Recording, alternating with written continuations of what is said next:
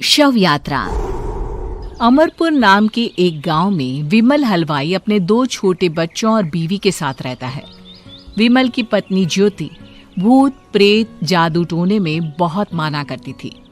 इसका बिल्कुल विपरीत विमल इन चीजों को दक्यानुसी माना करता था। रोज की तरह विमल अपने मिठाई की दुकान जाने के लिए निकलने की हड़बड़ी में होता है। मैं निकलता हूँ ज्योति, देरी हो जाएगी, दुकान भी खोलनी है मुझे। अजी ध्यान से, आज अमावस्या है। रास्ते में कोई कपड़ा या कुछ भी गिरा हो तो उसे लांग मत दीजिएगा, बगल से चले जाइएगा। अरे ऐसे तो तुम मुझे पागल ही कर दोगी क्या?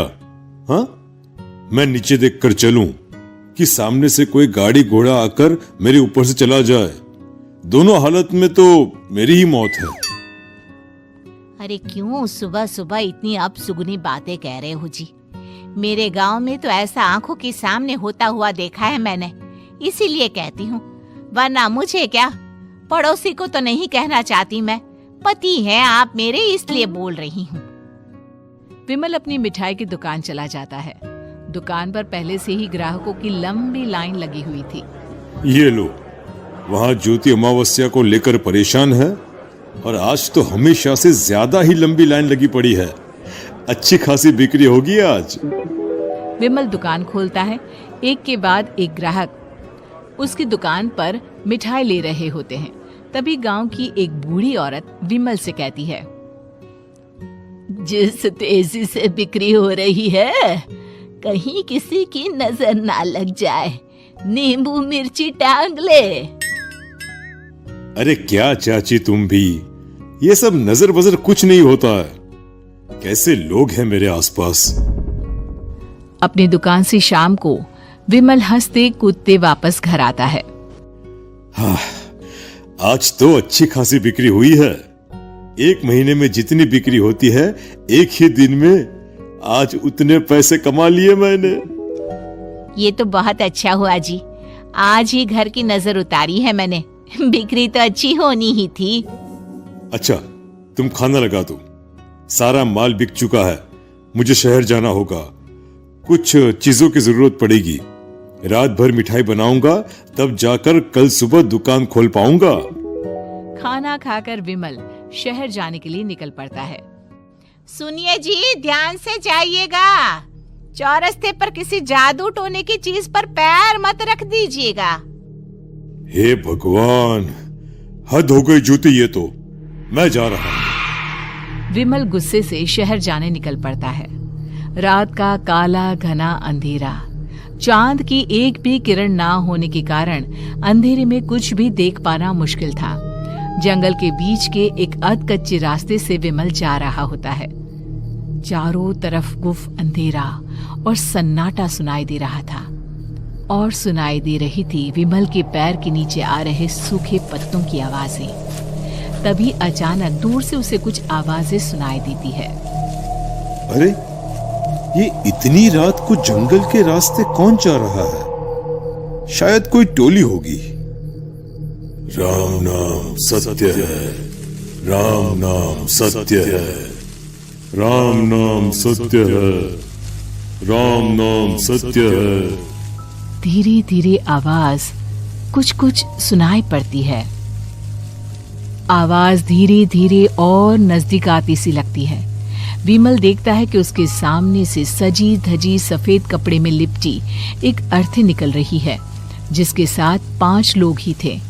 4 आदमियों ने उसे कंधा दिया हुआ था। एक मटका लिए आगे आगे बढ़ रहा था। विमल के बिल्कुल सामने आकर अर्थी रुक जाती है।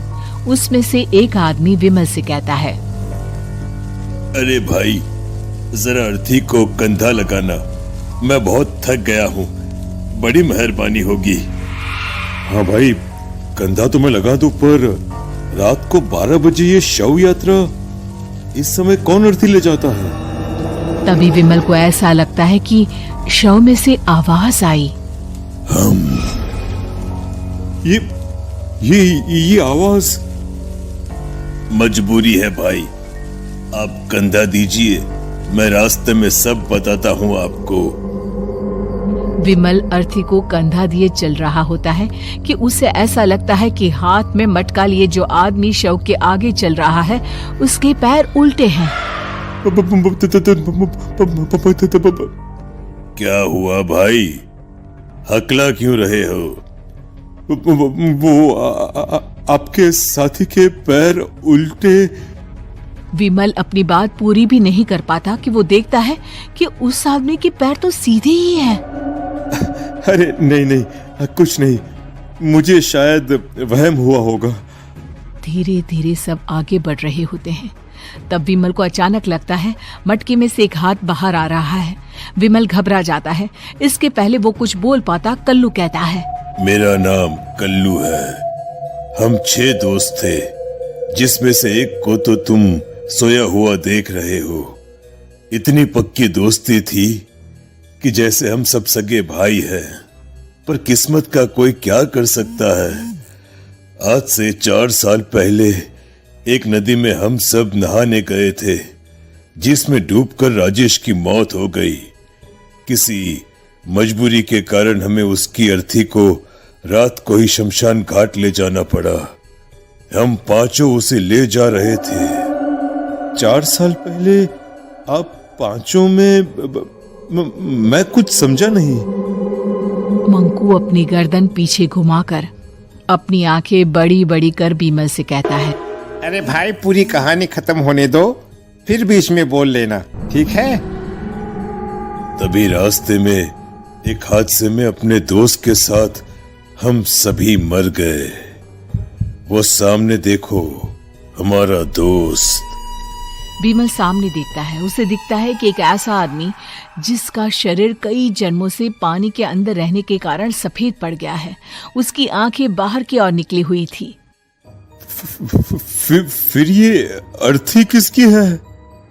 अर्थी के साथ के लोग अर्थी को नीचे रखते हुए एक साथ विमल की ओर देखते हुए कहते हैं, तुम खुद ही देख लो। विमल शव पर से सफेद कपड़ा हटाता है। शव की जगह खुद को ही देखकर विमल के होश उड़ जाते हैं। वो शव विमल की ही थी। पलक झपकते ही विमल उस अर्थी की जगह पर होता है। 6 के 6 दोस्त उसी तरह अर्थी को उठाकर चलने लग जाते हैं।